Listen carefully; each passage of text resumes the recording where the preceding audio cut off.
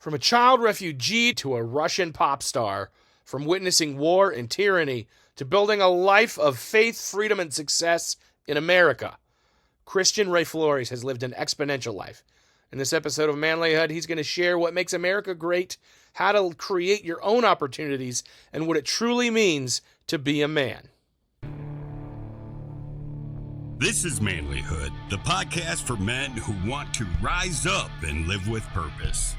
With your host, Josh Hatcher, this show is here to help you level up as a husband, father, leader, and man, with real conversations and strategies to help you in every area of your life.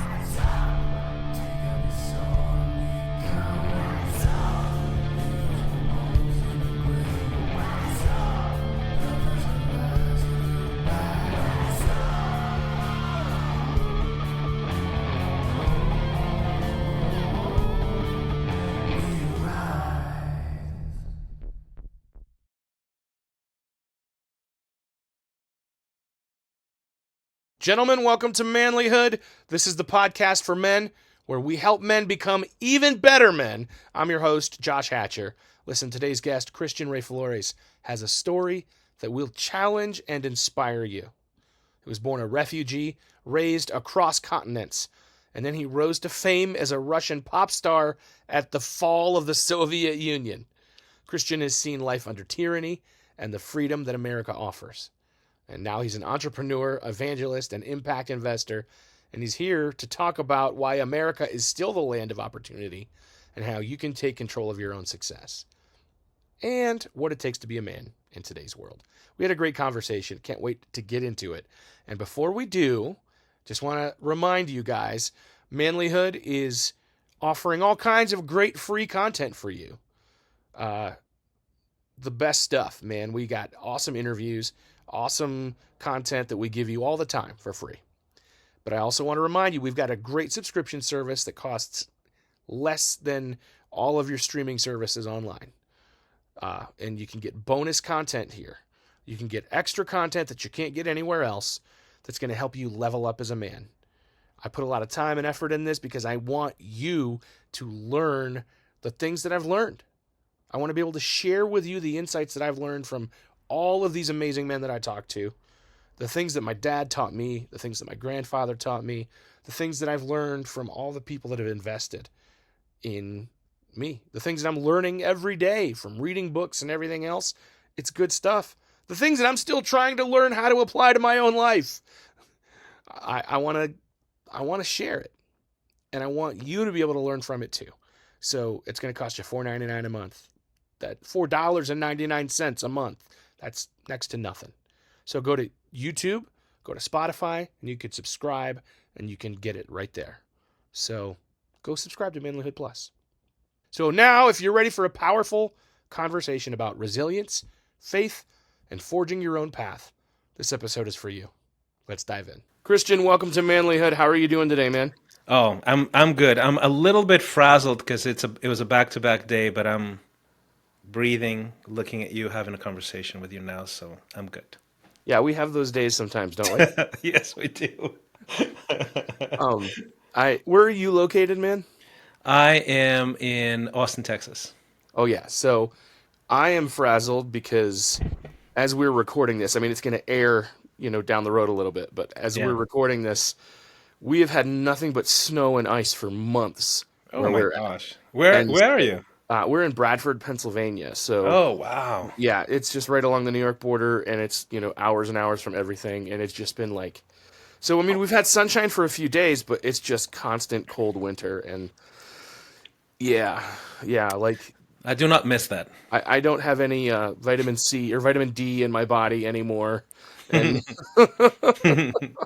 yeah, so, we're all going crazy up here, and... Yeah, I mean, like a dude here locally, like shot his ex-wife the other day, and yeah, everybody's going crazy because of the winter. Okay. Yeah, we're all messed up here right now, so it would do us well to come visit in Texas, I think. Yeah, we have 300 sunny days a year here, so yeah, we need some of that, man. I've spent so much time in cold weather that I just can't do it. Like time served, basically. That's sort of how I treat it. Right. Yeah. Right. Well, yeah, you've got from hearing a little bit that I've heard about your story, you've kind of been all over the place, right? Yes. Yes.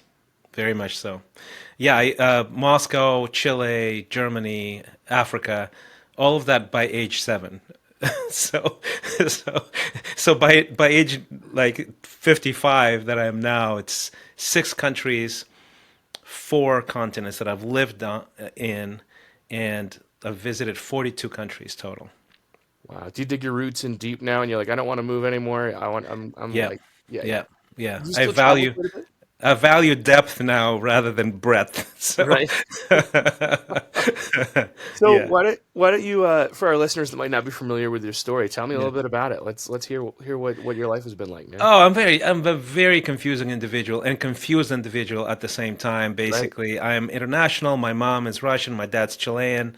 I was born in Moscow. We moved to Chile. There was a massive military coup in Chile when I was 5 years old. My dad was in a concentration camp. We ended up being refugees in a refugee facility, got asylum in Germany.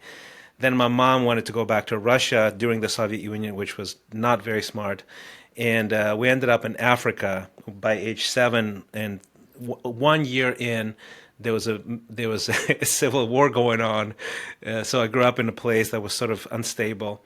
And my parents got divorced. I was 14 years old. Went back to the Soviet Union, and then proceeded to get my education there. And I saw the collapse of the Soviet Union, tanks in the street, another attempted coup over there, and all of that by my early 20s, and then everything changed, and of course that sort of launched a very different existence. I became a musician, then a producer, then a media producer, then I moved to the States. We started 3 businesses, 2 nonprofits here. So that's essentially the very fast forward, high level view of my life. Yeah, man. I just I'm laughing for a second here because I'm thinking about people here complain about, Yeah. man, I've had such a traumatic upbringing because my parents didn't let me play travel sports, you know? Yeah. Yeah, I get a lot of that. I get a lot of that. People go, "What? What happened?" So, yeah. Yeah, you didn't have the luxury of a lot of the things a lot of people here might. That is true, yeah. Yeah. So I have both the sort of the traumatic disadvantage of seeing really some pretty crazy stuff happening at a young age, but also the advantage of living a lot of life, experiencing a lot of things, learning a lot of things at just an exceedingly fast pace, and that gives you also quite a few advantages actually. Yeah. So Yeah, I imagine that you would learn a degree of resilience, but then you also have things you've got to overcome. yeah, yeah, yeah, A yeah. little So bit of you have both, to sort of perhaps. you have to process the trauma, but then you can keep the resilience, the multiculturalism, like the ability. I spoke 4 languages by age 9. Like just understanding people at a deep level, reading people, different cultures, perspectives. So it gives you massive creativity levels, and of course the ability to tolerate risk, the ability to tolerate hardship. All of those things are super useful, right? When you're adulting, when you're doing stuff. And so I'm really grateful, actually. So people go, "Are you like really bitter?" No, I'm actually grateful, happy, and I think it was just an incredible gift to me, actually. So I think right now,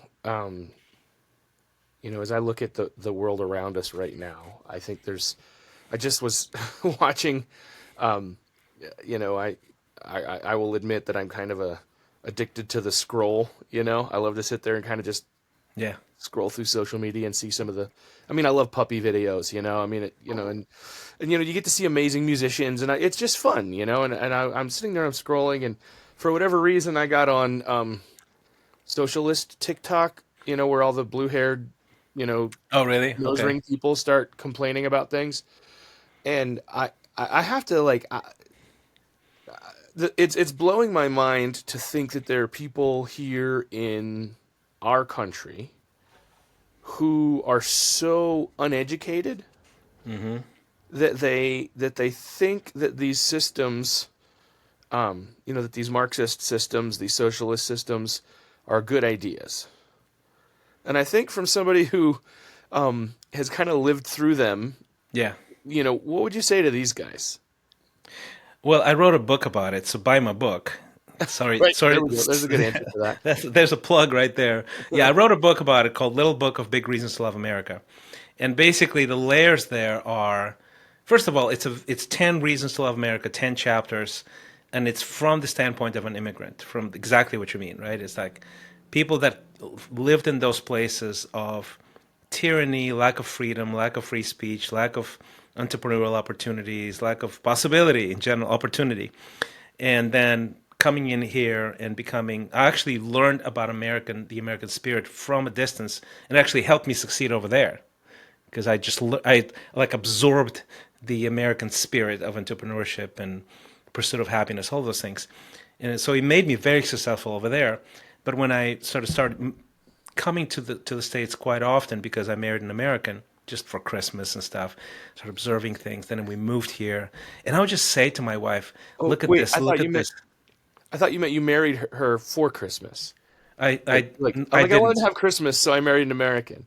So I married, no, okay, so that didn't come out right. So I married her because I love her, but Right, right, I actually did start coming for Christmas to America because right, right, at the time Christmas was shall we say under celebrated over there. right, We were in right. Moscow at the time, and she would literally fall down and cry, like she'll be in tears every Christmas, like for 2 Christmases in a row. She would like have a meltdown because she misses home and the spirit is not there and everything. And I'm like, all right, this is not totally not worth it. We're gonna go to the States every Christmas to It's such a part of our culture here. Oh, huge, yeah. So, and basically, I would say to her, "Hey, look at this, look at this, look at this. This is extraordinary. This is important." And of course, as an American, she would go, "Oh, this is just normal for us, right?" And I go, "No, no, no, no. This is not normal. This is extraordinary." So she eventually convinced me to write a book about it, going, "You have really good insights. And people are really down on their own country over here. Why don't you write a book to give people an easy to understand sort of structure of why America is an extraordinary country without ignoring the bad, create some substance, right? Give them why you're saying those things, and then illustrate it with some stories, because I have some crazy stories, obviously. So I basically created this very eclectic book that has archive pictures of mine, and then AI generated illustrations and QR codes to videos that I can sort of share more about, and it's sort of spiced with the spice of all these crazy stories that I've lived worldwide. And so that's sort of the backstory of the book. But I do think it's important to sort of sometimes take 3 steps back and go, okay, yes, a lot of bad things have happened. A lot of bad people still exist and do bad things. But look at the big picture, right? Like from all kinds of levels, right? From a even economic level. Let's start with that. 5% of the population of the Earth, which is Americans, produce 25% of the global GDP. I mean, that's extraordinary. It's just objectively extraordinary, right?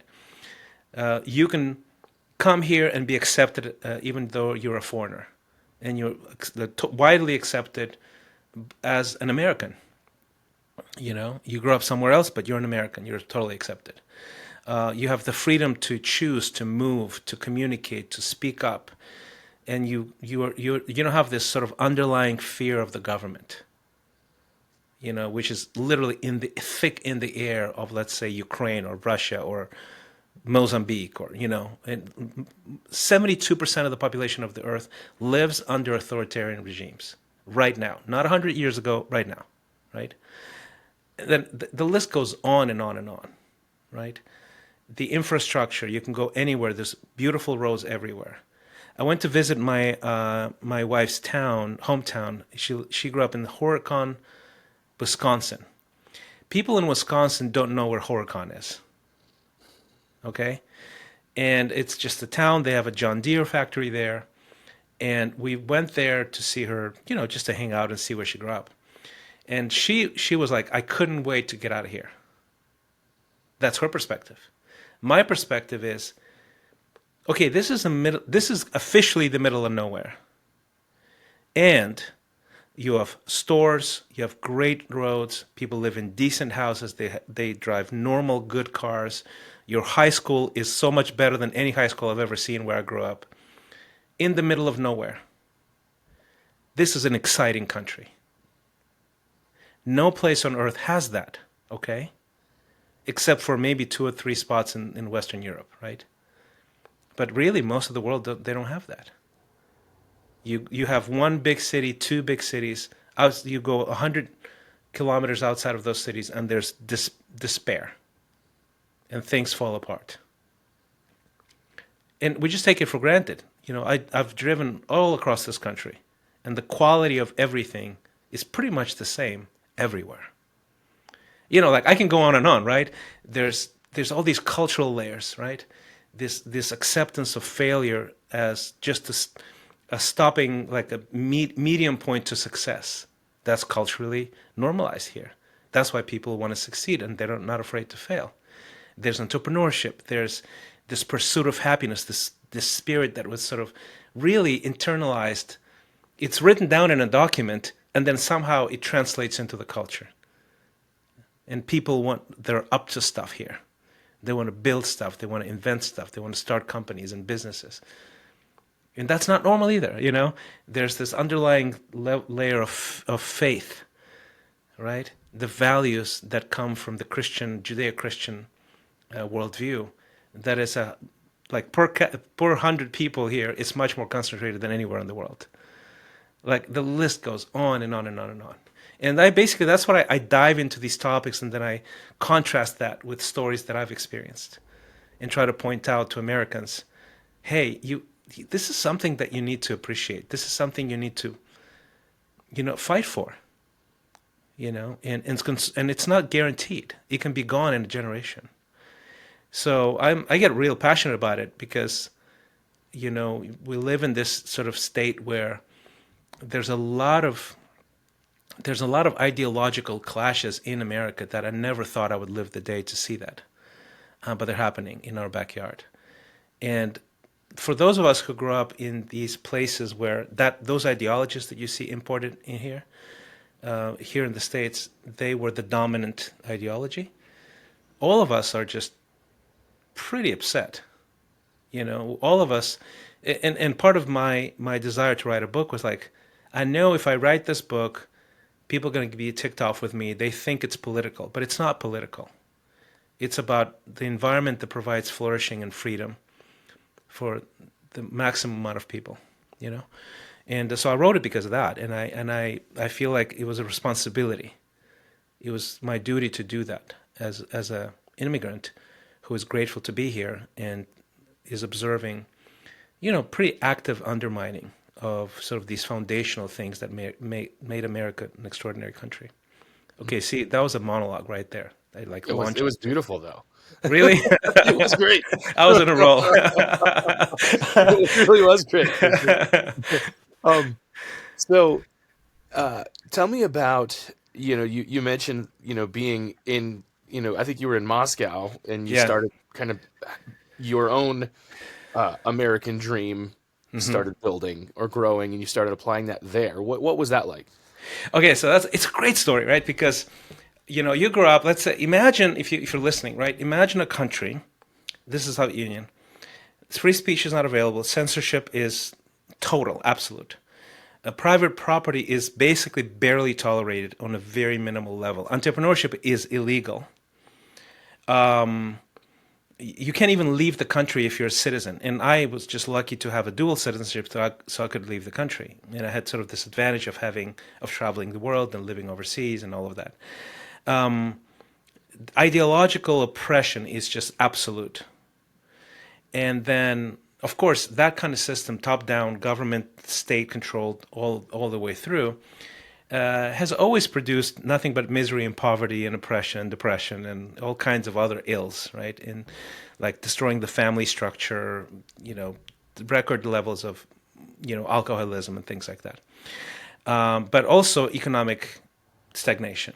So the whole thing eventually starts faltering and faltering and faltering, and by the like mid to late 80s, it's like the whole empire. From the outside, they go, "Wow, these guys are powerful." From the inside, the whole thing is falling apart, and then it crumbles. 1991, the wall comes down, and then 1991, the Soviet Union literally disbands into 15 different countries. So I'm this guy who got an education in economics, and I have a master's in economics. I speak four different languages. I'm excited about freedom and opportunity, and I sort of sense that this is not going to be my world. And then all of a sudden, all of it collapses, and it's complete free enterprise. Because nothing has filled the vacuum yet. Of course, it didn't last for long, right? But at the time, it was like, hey, whatever you think of, go do it. And I went, all of my friends, because, I graduated with a class of economists, they all went into either academia or banking or trade. And I was like, I'm going to do music, right? That was like the one idiot who wanted to do something super impractical and improbable to succeed. But because I had sort of a combination of talent, hard work, sort of a work ethic, and I did have that American mindset of, okay, I'm going to create a product, something that sells, something that is exciting. I'm going to design it so people can love it. I treated it as a startup, as a professional. And within a year, I had like 3 record labels bidding to sign me for a contract, and it just blew up in about a year. By the end of the year, I was on national television, and then it sort of progressed, and I became one of the top pop stars in all of that territory, 15 different countries, and they went from small clubs to medium sort of audiences to like sports arenas all of a sudden. And it was insane, right? So that's so I was living an American dream that I never thought was even like, it was never a possibility, I would be like bored in class, and I would draw these logos of like Adidas, and like, to me, that was like symbols of creativity and success, and like Michael Jackson and Kiss, the logos for those that I saw on the albums and stuff. And then literally fast forward a few years, and I didn't, like, when I was writing this, I didn't own anything by Adidas, for example, just to give you an example, right? Like, there's no access. Maybe black market, I just didn't even have money for the black market. And then fast forward a few years, I'm this big star. I have an endorsement deal with Adidas. My posters are hanging in Adidas stores. I have an endorsement deal with Guess, and endorsement deals with Head and Shoulders. I'm meeting Michael Jackson at an event because he came to one of my events, so I was doing philanthropic stuff for orphans.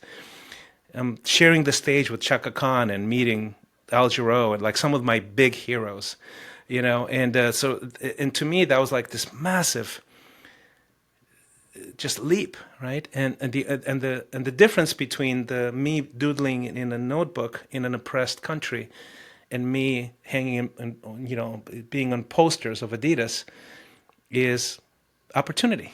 Just give me the opportunity, and maybe I'll fail, but maybe I'll succeed, And that's what I love about America, is that this is the country where this is normal. You can try, you can fail, you can try, you can fail, and eventually you figure something out, And one of the things that I do now for work is coaching.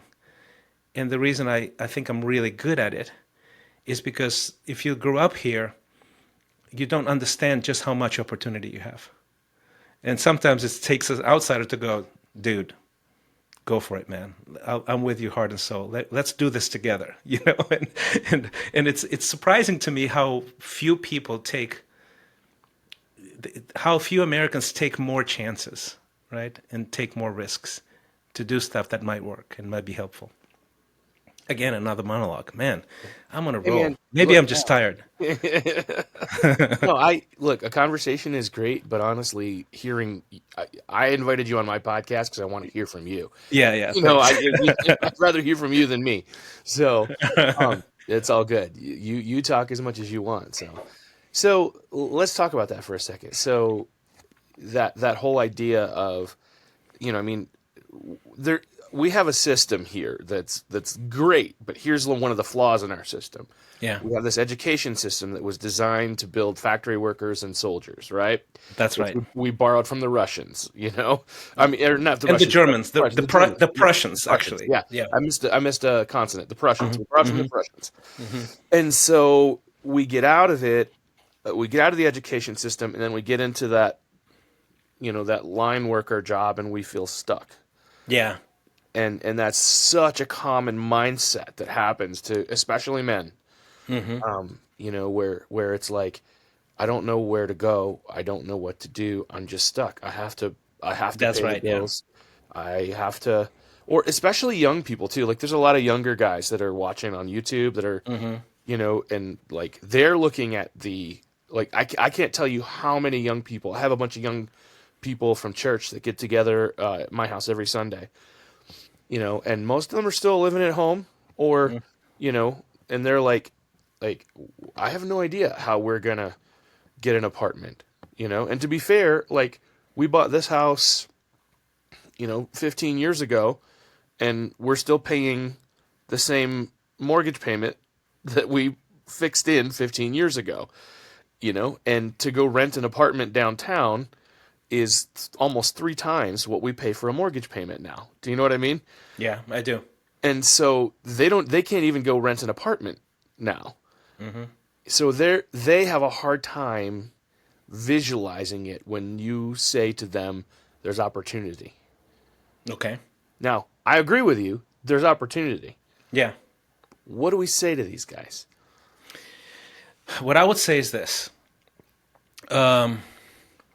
Never in the history of the world has it been easier to take a skill, first of all, acquire even a skill, right? Because information is everywhere. You can learn anything from the internet if you apply yourself, right? First of all, develop a skill that's useful for people. And then to market and sell that skill remotely online to anywhere at any time, any place on the planet.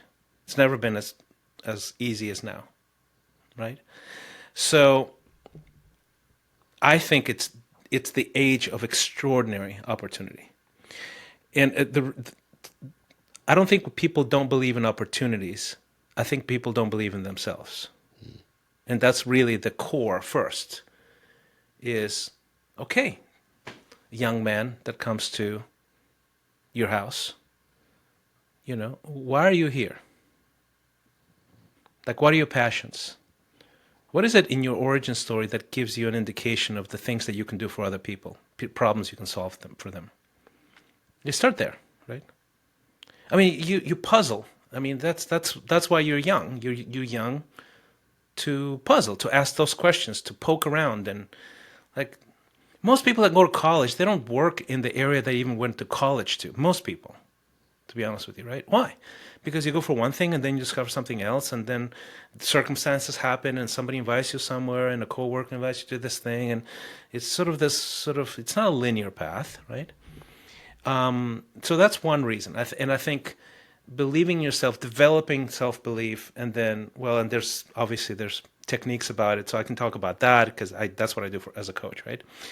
That's one area. The other area, I think, is sort of developing a direction in life, just a direction. Like if you want to play guitar and be paid for it, learn some chords, and then learn better chords, and then focus, and then you get better at something. Like I was an okay singer. I was a crappy choreographer. I was just an amateur singer that did a solo every once in a while in a little Latin band of, kids. Then I went to a jazz studio and I learned vocals and a different type of music. And I went to this other guy who taught me how to develop my singing ability, and he was focused on opera, and I wanted to do pop, and I hated him because I wanted to sing like Prince, not like, Placido Domingo. But he was like, no, you need to develop the muscles. These are muscles you need to develop. So my point is, go learn stuff. It starts with self-belief. And then what you mentioned is a really important thing. So this is a bridge between what I'm telling you now and the sort of the Prussian system. The Prussian system was to develop factory workers, exactly, right? So you are a cog on a conveyor belt. And this is your age, so you go to this guy for math, and then the next period you go to this guy for literature, whatever, back in. and there's no connection to the people that are teaching you, and they have no connection to you. You're just a number. You're like one of 20 or one of 15. If you're in a private school, maybe you're a little luckier and you have a personal connection with one of the teachers, but really otherwise, public school, it's all a factory. And what happened is, as a nation and the Western civilization as a whole, we've done this for just honestly in a blink of an eye, for just not very long, but it's internalized now that this is how you learn, right? Like in the grand scope of history, we've been around for whatever 5, 6, 7,000 years of the known civilization, and we've been doing it for how much? 200 years? That's it. That's it, right? Before that, how did you learn? For 5,000 years, you apprenticed. You apprenticed under somebody, and when you apprentice under somebody, what do you do for a living? Me? I do marketing. Okay. Yeah. So if I'm a young guy and I come to you and I do marketing, I might have some skills, right? I might have, like, I can do a logo, for example, on Canva. Maybe I can do some basic video editing on CapCut. Maybe I know how to use my little phone. Now it's so much easier than 10 years ago, 15 years ago, 20 years ago. And you can teach me that maybe, but really what I want to know, I don't want to just know what you know as a marketing student. I want to be like you. I want to understand. I want pattern recognition. I want to be able to combine messaging and graphic and colors and fonts and mediums. And I want to be able to understand that this goes well here for this industry, for this niche, and for this kind of campaign, and does not work at all here. And you can't have. The only thing I can learn, the only way I can learn that is to follow you around and ask you 1,000 questions.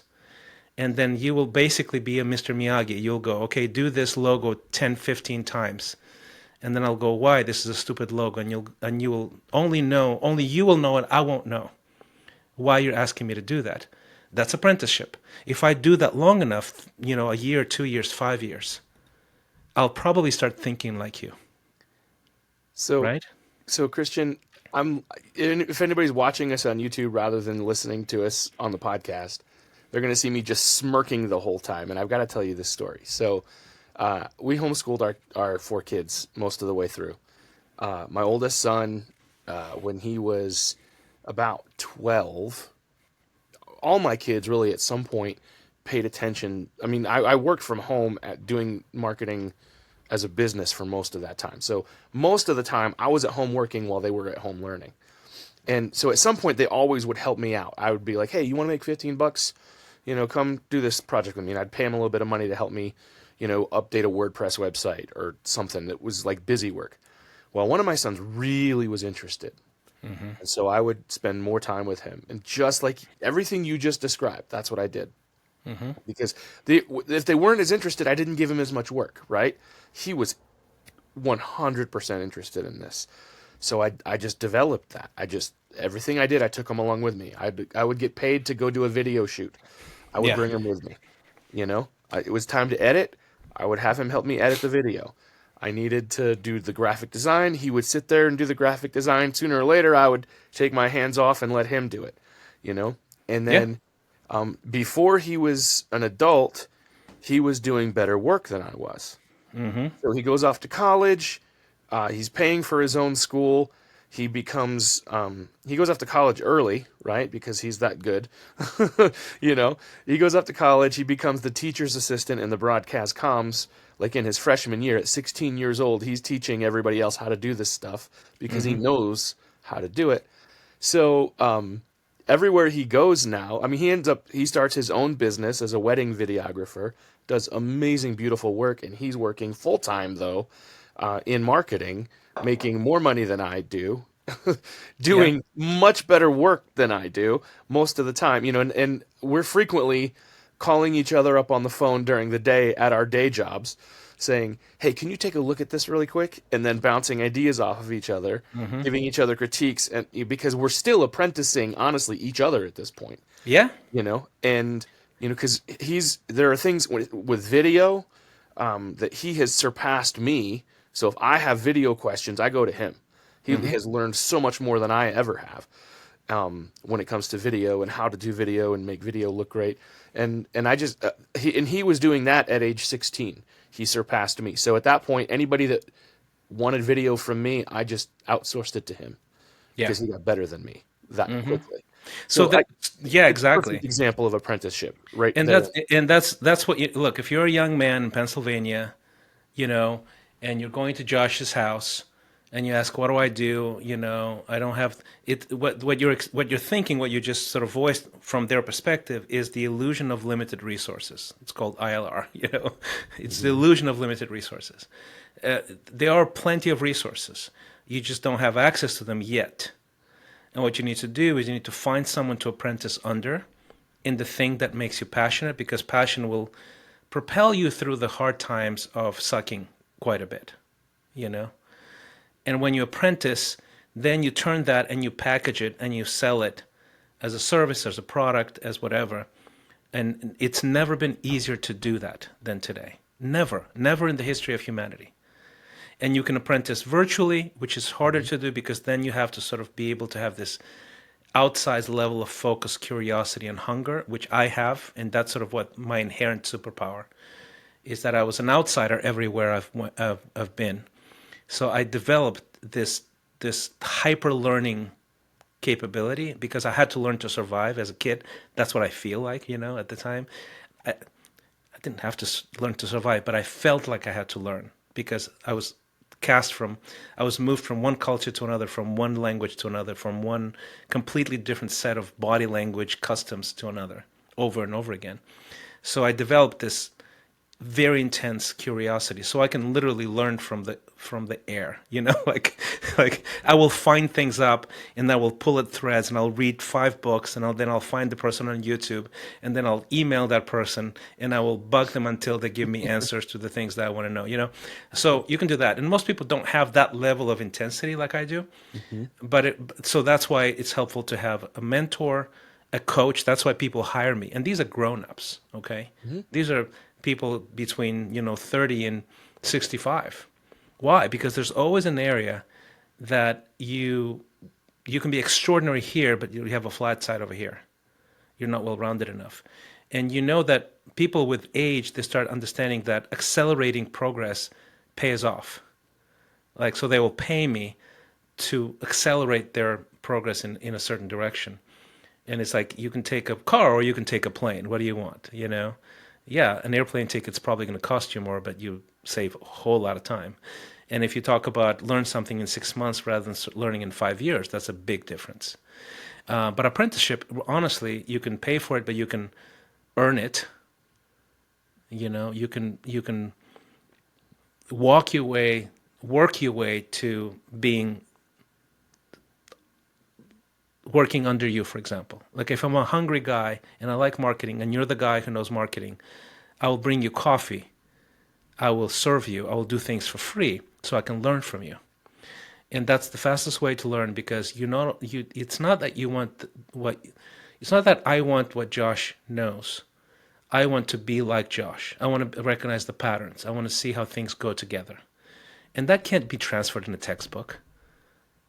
You know, you go to marketing school, you learn close to nothing compared to real life. So apprenticeship is really the way. Honestly, it's the same thing even on the interpersonal level, right? Yeah, like exactly. We're talking, spiritually, we're talking discipleship. Yeah. We're talking personally, we're talking, mentorship and friendship. Family, we're talking fatherhood. I mean, these are principles that we echo all over the place. Yeah. It's how people learn, actually. There's studies about that. You learn only 10% through formal, 20% through relational practice, and 70% by just doing. That's just data. That's just raw data. It's just true. So our system is really shallow, and homeschooling is a great. I mean, it's not for everybody. Let's put it that way. It's a huge sacrifice, but we homeschooled 2 out of 3, and so the youngest one is, like I have a mirror story to yours, right? My youngest one is 20, My middle child she's in business school studying marketing. She already has job offers. She's crushing it. She's graduating this spring, but she already just has job offers. Talk about the illusion of limited resources. Like, if you look at the things you don't have, you're not going to get anywhere, right? But this is a kid who was homeschooled, so she learned how to read whole books. She's very good with speaking, really good with written language, because we taught her the classical way, not the industrial way, And she's 22, and she's extraordinary. I mean, she just sent us a recording of like a little speech she did for a church, at the church she goes to, and we were like with tears in our eyes. She's 22. The youngest is 20. Of course, the youngest is now all of a sudden blew up on Instagram, right? Why did she blow up on Instagram? Because she was around me doing video editing, going on shoots since birth. Like, she was in Hollywood I was doing a music video production, $150,000 budget, and she's on the set observing everything. The extras, the camera, the everything, the lights, she's just soaking it in. She's checking it out. So she's editing at age whatever, and now she does all her video stuff, and it's simple stuff, but she has 150,000 followers on Instagram. She's getting deals, like, she's making deals with brands. She's not even she has a year and a half left in college, and she's already making deals. And I'm like, Bella, I'm so sorry for you in advance, because it's going to be very hard for you to be a salary person. Mm-hmm. Like, that's it. You're done. You're ruined. You can't be an employee anymore, once you figure out the entrepreneurial journey, right? And yeah, she's making deals, man. She's traveling all over. I'm like, please finish college. I know that honestly, it's not going to give you anything more. You're already on a roll, but please finish it just for my sake. My sanity, because we paid too much money for it, Right, now that we've got it invested. You might but I just want to get it done, But my point is, she apprenticed under me, Right. And so I give her a hard time the other day. She was doing like a live stream with somebody, with a bunch of people watching, and the guy goes, "So how did you become this influencer? How did you learn?" And I'm on the chat going, well, it sort of helps that her mom used to work for MTV and her dad was a video producer and marketer.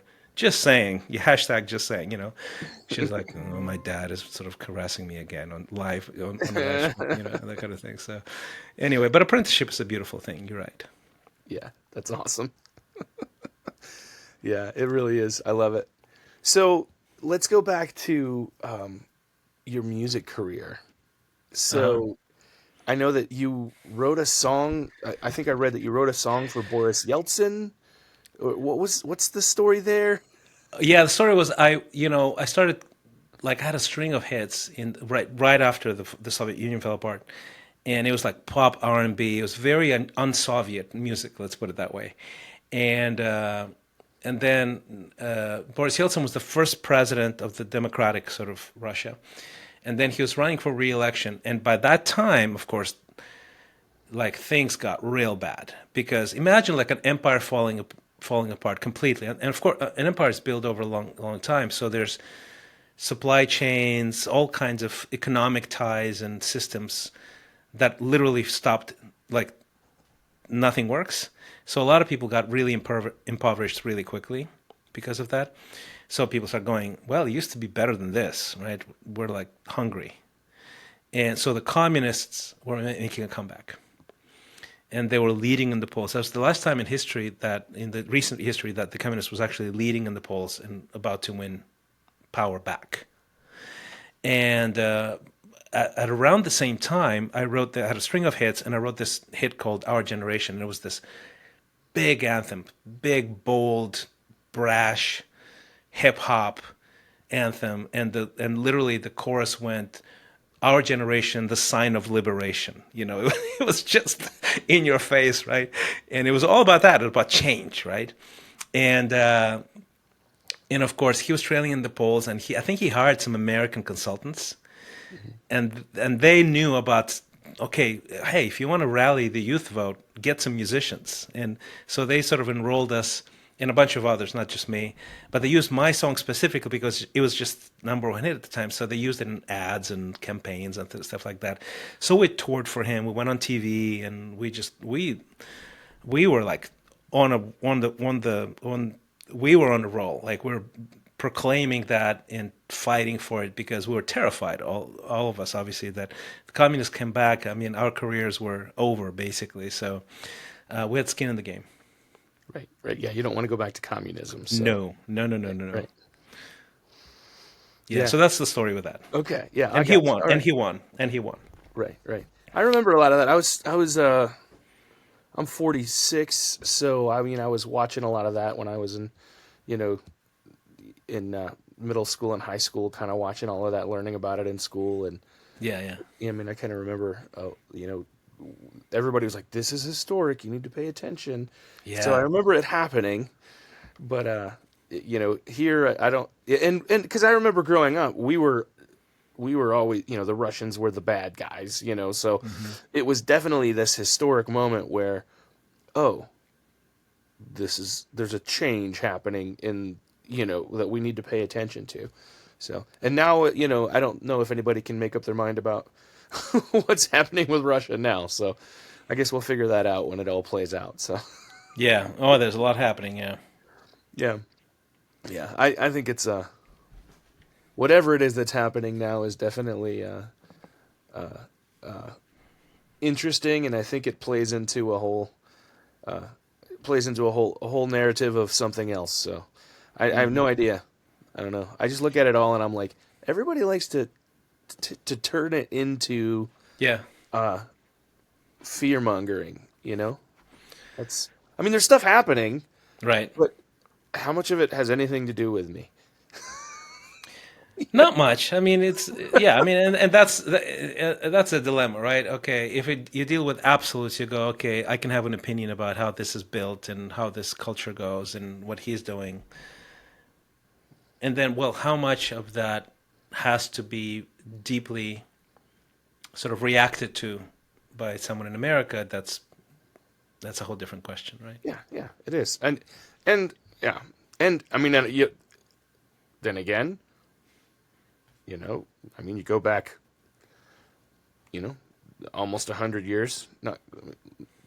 They were asking those questions, when you had one guy come into power and threatening to take over the world, and we probably should have gotten involved a little sooner before that guy. That's exactly it. Everything is sort of interlocked one way or another. And you never. It's sometimes you should get involved, and sometimes you shouldn't get involved, and who knows? Yeah. Yeah. You don't necessarily know until you get to the other side of it. Yeah. I don't know. I'm you know what? I'm glad I don't have to make those decisions. I just I think a lot of people spend a lot of mental energy on things. I think that's my point that I was getting to, though, is that we spend a lot of mental energy on things that don't really affect us. I mean, you had the privilege of being somebody who is in a position to use your voice to make a difference. Yeah. To impact your whole nation, right? Most people have the ability to cast a vote. Yeah, that's right. Yeah. That's about all you have most of the time, and maybe you get you get fortunate enough to have the place where you have the power to do something bigger, but not everybody has that, and I think they worry too much about whether, you know what I mean? Yeah, So I do. You were in a really neat position to be able to use that influence that you had. So, Yeah, that's true. That's true. So I think a lot of people freak out about what everybody else is doing in Washington, D.C. or whatever capital, and then they go to bed at night worrying about things they can't control. Yep. That's my politics of the day. Yes. So, man, yeah, all of that being said, so tell me about, we've talked about your book, we've talked about your musical career, and your coaching, which is amazing. What else are what? And I see that like you've got a blog at Substack, right? I see that Hmm. you've got a newsletter thing going on there. Tell me I about do. that.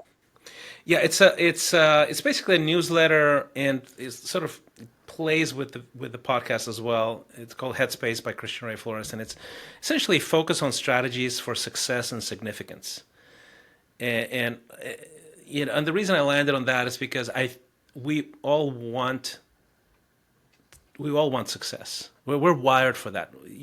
More is something that is hardwired into us, and also we want significance, and they play together quite a bit, right? And sometimes you go get a lot of success, not a lot of significance, and you hit a plateau because of that. And sometimes you actually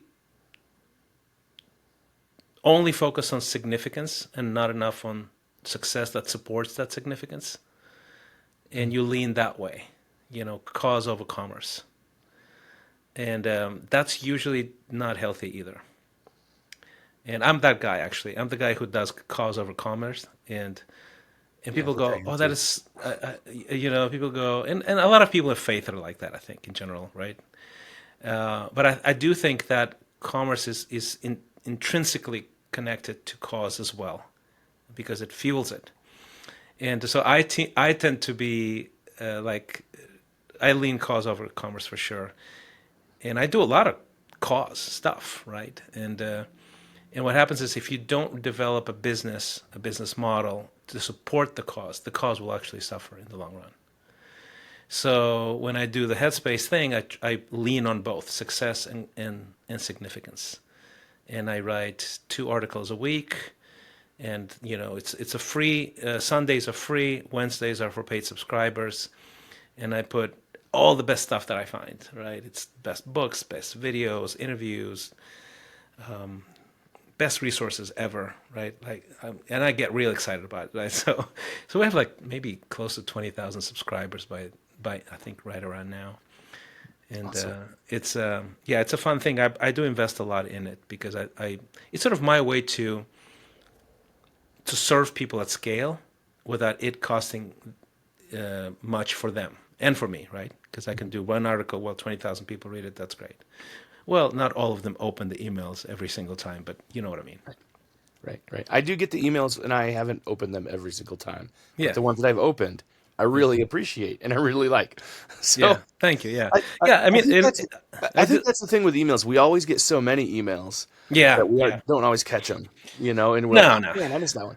But Yeah, but yeah, the ones I've been reading that you're putting out, I'm like, oh man, I needed to read that today. That was really yeah, helpful. yeah, That's really good. yeah. So Every time I write something, that's what I have in mind. It's like I wanna give somebody value, encouragement, inspiration, maybe an insight into their lives that will make them maybe 0.5% better.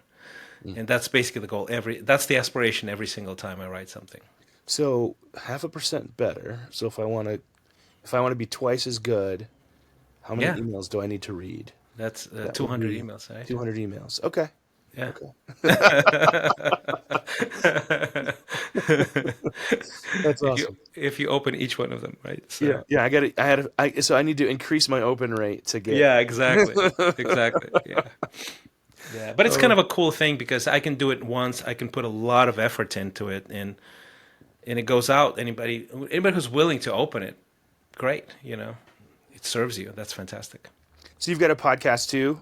Yeah. Do you interview guests? Do you do solo shows on that? I I haven't do, listened yeah, to the I do, podcast yeah, I yet. do. I have 2 types of guests. One is it's usually experts in human flourishing, Hmm. or people who have built a life that is sort of an example of success and significance, both, right? Hmm. And sometimes, I mean, so it's a little bit different than normal interviews with quote unquote successful people because I only invite people who have a lot of significance as well, who has that, they have that DNA, right? So it's not just like rich people. Oh, great, thanks, another billionaire, right? Well, as a fellow podcaster, then I'll ask you this question: who's been your favorite interview so far? That's a good question. Honestly, two. I'll give you two. Man, I have so many. I have some really amazing people, but just recent because they're fresh in my memory. One is Amy Lacey. Amy Lacey, she's this lady she was in California at the time, and she ended up commercializing the cauliflower pizza crust. She was the first one. Oh, I like Not that in stuff. right, everybody does, right? But at the time, nobody did it. I mean, it was these like TikTok videos that people, oh, you can do this, and she had health issues, so she needed to create something that's healthier for her. Started doing it, started selling it at these farmers market, and then it was like it sort of took off, but she didn't know how to commercialize it well, so she was like in massive debt. Like her margins were not there, so she goes into massive debt, and then she becomes a Christian in the process, and she's on her knees like crying out like, what did I do? How did I end up in here? Like I've bankrupted, like ruined, not bankrupted, but ruined my family's financial situation. And she had done something for a woman who had a daughter.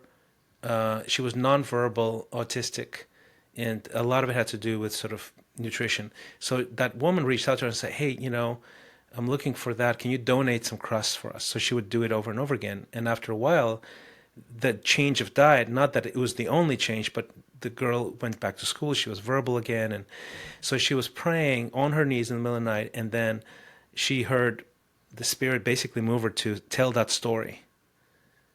And she was like, really? Okay. And she basically goes and asks the mom, hey, do you mind if we tell your story on social media, that we sort of provided that and create some change? She's like, yeah, absolutely. So that next month, they had more sales than the whole year before out of that one prayer. And this is a woman who didn't go to business school. She was just trying to take care of her health and doing something in farmers market. So she ends up being the first one to commercialize it. It goes into all of the supermarkets, like all over the U.S., and sells the company for like $1 gazillion, like insane amounts of money. And now she's doing another company for healthy food, based on it's called soursop nutrition. It's this fruit in the Amazon called soursop, and so probably one of my favorite interviews, because she's so successful, but so clearly a good person. You know how you look at somebody who made it big, and you go, good for you. Like of any people out there, Right.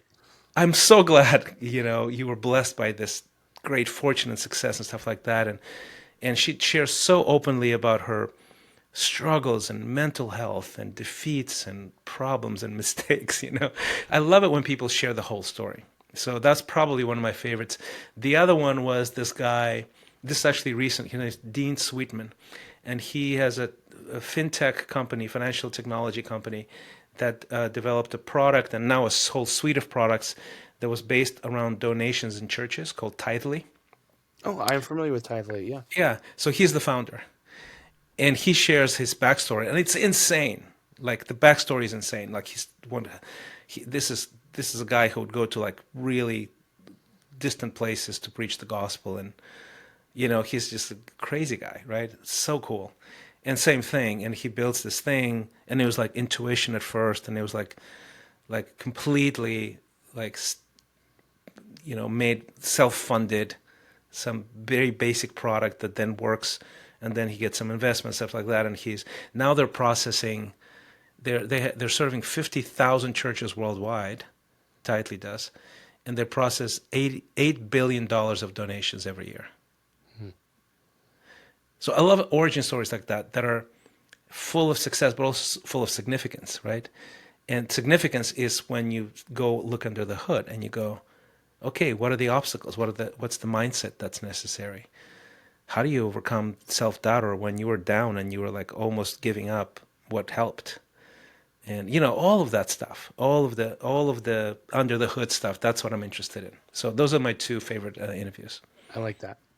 Thanks for sharing that. I don't know if any of my listeners are like as excited about that as anybody else is, but as a podcaster, I always care about that kind of stuff. So Yeah. It's good stuff. Yeah. So, Christian, I like to ask all my guests. I can't believe we've been talking for an hour. We could probably talk for another whole hour, but maybe we'll have you on again, and we could talk for another whole hour. Right. Yeah. But I like to ask all my guests a few questions. And I love that I get a variety of responses to these answers. So the first one is, what does it take to be a man?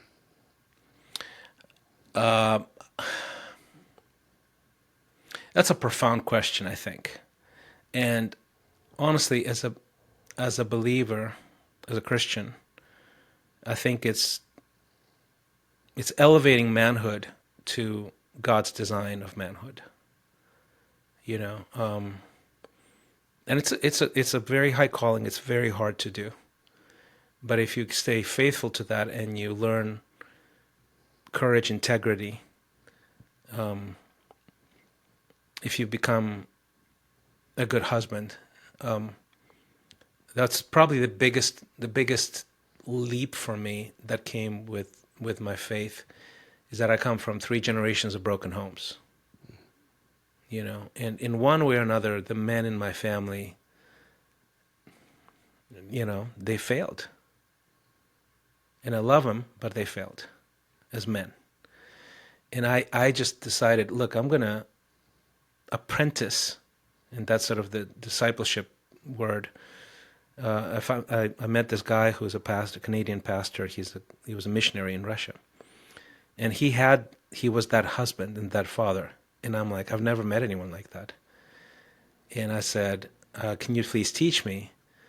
And I treated him as an apprentice. Like I literally, and I was at the peak of my career. So I was fame, fortune, celebrity, all of it. And with this one guy, I just did everything he told me to do. And I humbled myself and I followed his instruction. And I just clung to every word of him. And he taught me from Scripture how to change my character, my worldview. And I started acting like that man, that biblical man, you know. And I became a husband. 4 years later, I married Deb. And, you know, no one in my family has stayed together for a long time, for 100 years, you know. And I've been married now for 25 years. And we have the best marriage, just the best. And I think a good man, you know, I had a conversation with a guy recently. We're having cigars on a friend's deck, and one of the new guys that I met there, he was a billionaire with a B. And we started talking, and he sort of got in trouble with his wife or something like that. He came in all sort of, you know, like, I don't care if you're a billionaire. If your wife is mad at you, you're going to be, you know, frazzled. So he was frazzled, and I had an opportunity to talk to him, and I said, you know, your job is biblically. And he goes, what? As a husband? He goes, no, I don't. What is it? And I said, your job in Ephesians 5 is to present your wife radiant before Christ. That's your job. And I'm like, can you do that? And he was like shocked, you know. But I really seriously believe that. So to answer your question, as a husband, every day, my goal is to present my wife radiant before Christ. I want her to be radiant, not just happy, not just content, not just satisfied, but radiant. And then it's sort of, and of course, if you talk about children, that's a whole different level, right, of investment and depth. And that's, man, I'm really long-winded today. I'm giving you these super long answers. I don't mind your long-winded answers, man. You keep going. Yeah, I wish I mean, I don't think I'm in short mode right now, in short It's answers all right. mode. You don't have to answer short. That's all good.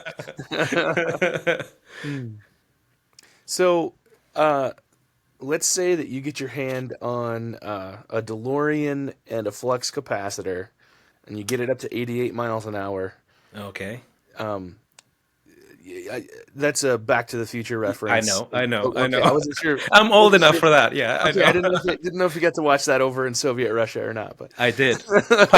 Pirated VHS tapes. That's the answer. right. So, and you're able to go back to visit 10-year-old Christian. Yeah. What are you going to tell him? I would tell him. Actually, I sort of did that. I have on my Substack, I have just published it again. I have a letter that I wrote to myself, 14-year-old self, and it's this really heartfelt letter. And I think, really honestly, what I would say to myself is, it's going to work out, and find God, trust God, love people, learn from people, and it'll be fine. That's a short one. That's a short answer. It's a good one though. Yeah. Okay, and my next question is, what is your best advice for the men that are listening today? Oh man. Learn how to develop a deep faith in you. Like you are an image bearer of God. Like you are designed for dominion. Just read the scriptures. And I really, people go, well, people are down for arrogance. Most people don't believe in themselves, period.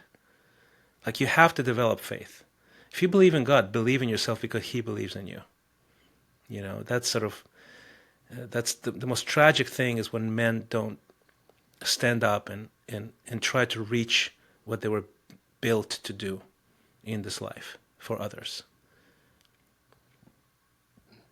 Excellent advice, man. I agree with you 100% on that one for sure. Yeah. Wow, Christian. So let's say our guys want to connect with you. They want to check out the work you're doing. What's the best way for that to happen? Well, if you feel like some of the insights were just helpful and you want some inspiration in a daily dose or a weekly dose, go to the newsletter and the Substack. It's christianrayflores.com. And it's great stuff. I really, really put a lot of work in it, and I think a lot of people are liking it, and I think it's helpful.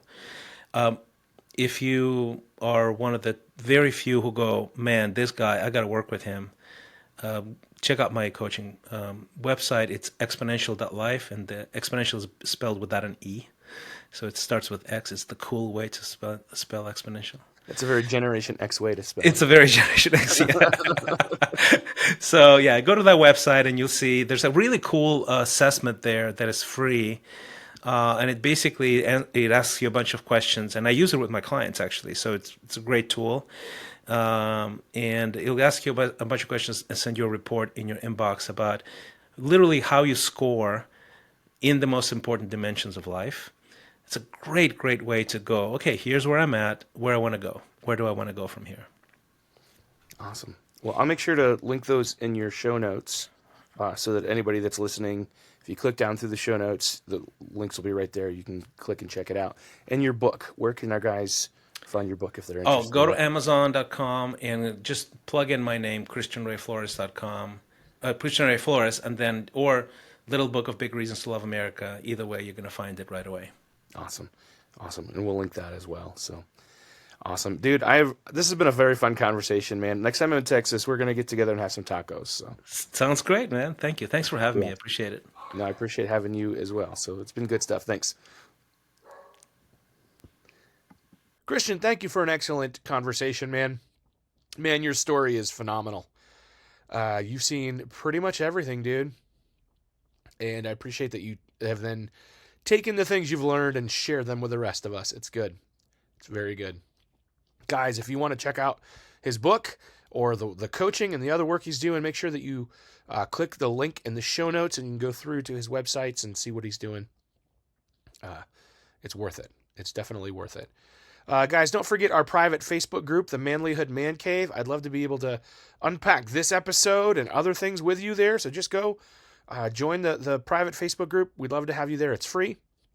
Anybody that is a man can join, and we can chat there. So join the group. Let's have some conversations. As always, guys, I love you. I'm proud of you. And I'll see you next time.